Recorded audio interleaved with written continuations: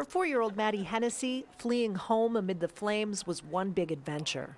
For her parents, it involved some very tense moments. We were gridlocked for a while, like we were stuck, and there was fires happening behind us. We could see it, and there's so much going through your mind. Like, am I going to have to start running out of this vehicle?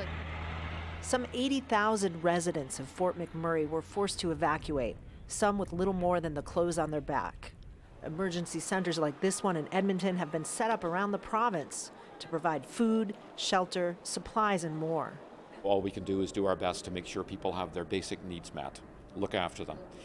Sometimes that's referred to as sort of psychological first aid. The Hennessy's came because they're worried about Maddie's health. Like I said, she's a diabetic, so that's the hardest part because you got to eat, schedule meals. And these evacuees have been lining up in the cold for hours to get cash cards from the Red Cross to help offset their expenses. We're finding that there is a lot of help available for people, but it takes a lot of patience to get it.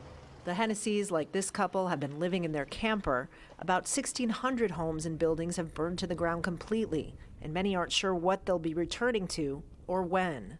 Everybody is pretty good and well, and we got out and nobody lost their lives in the fire. And I love this town of Fort McMurray, and it's my home. The people there are my family. For the Hennessy's, the outpouring of help from fellow Canadians has been heartwarming. Support thousands will continue to need for days to come. Kristen, Saloomey, Al Jazeera, Edmonton.